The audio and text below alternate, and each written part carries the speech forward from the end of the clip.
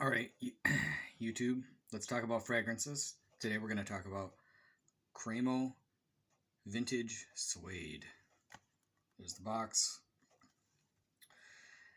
So I decided to pick this one up because I saw their little, I saw that it got released and couldn't find anything about it. I couldn't find anything besides the notes from the company. And I was like, oh, whatever. Sometimes it's fun to just buy stuff and pick it up for no reason. And, you know, kind of like bite the bullet for the community to, I don't know, it's fun sometimes. So the thought is, oh, is this going to be a normal fragrance just like anything else, or is it going to be a clone of something? Cremo can go both ways. So I just decided to pick it up with the distiller's blend that I hadn't been able to find anywhere. I quite like the Palo Santo, this one, which is a lot like, you can see I used quite a bit of that actually. And I haven't had it that long. I probably 4 months. It's Santal 33, which I've owned Santal 33 as well. I owned them both at the same time. I actually like this one better.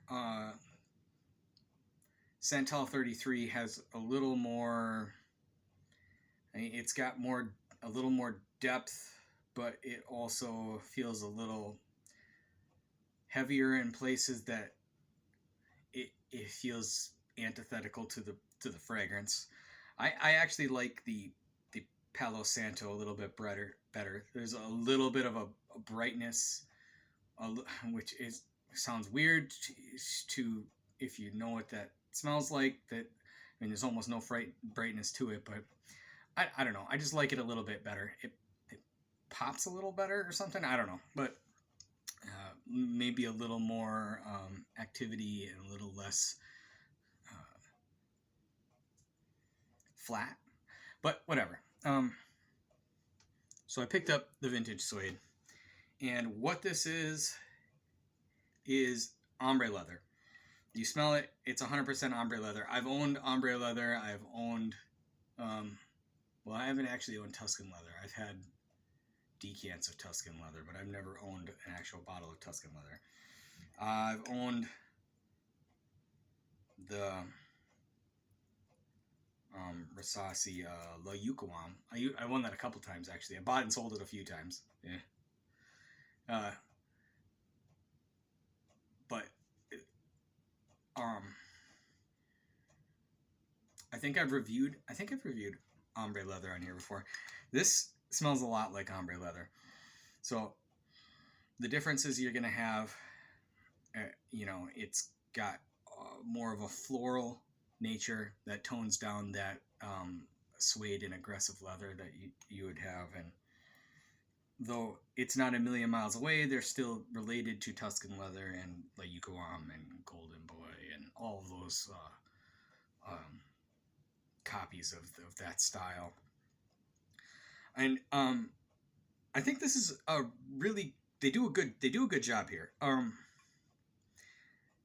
think it's like $24 online, and it is well worth that. If this is something that you want, I mean, I already sold off the original ombre leather, so I don't think I would. It's not something I would be in the market for,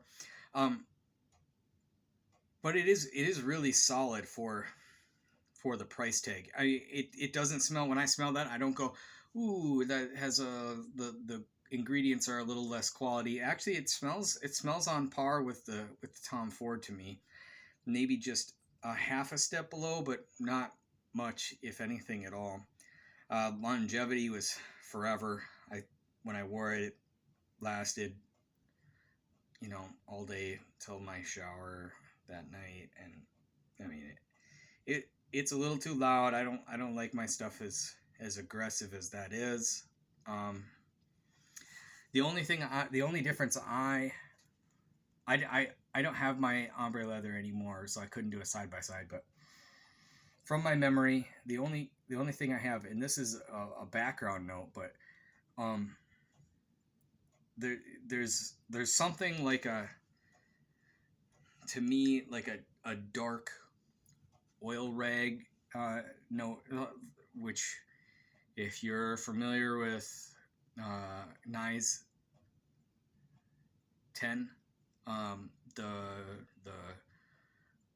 queer from, I don't remember the year, but it's a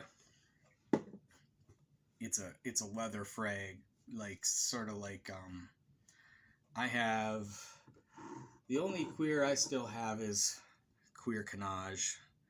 I don't have any of the other ones, but so the oil rag thing that is present in the Nye's 10 and the original, and is, if I remember right, I think it's back down a little bit in the gold version, but something like that in the mid, and it's real faint. But I do find that note is, because if there's one gripe about ombre leather for a men's fragrance, is it is a little unisex. So to put some of that, which even enhances, because a lot of times a powdery tan leather queer can smell with the florals and the Nye's, like that really butches things up. So that tiny little masculine note in the mid is a nice addition. Actually, I think that really is a good blend. They do a good job. This is a really good job. It's a good fragrance. It's a solid buy in my opinion. So I don't know if it's for sale anywhere though besides the Cremo website. So, and it, you know what, one thing that annoys me about these Cremo fragrances is that they come so tight in the box that you have to pull the plastic all the way off, open the back end, and push from the bottom. Otherwise, you can't get the thing out of there. Like, it gets in there so tightly. But hey, it's like $24, so what are you really gonna do? I mean, at the end of the day, this, in my opinion, this is a massive win for Cremo. I think that, I don't know if it's gonna be a commercial success. I have no idea. But it is really, really well done.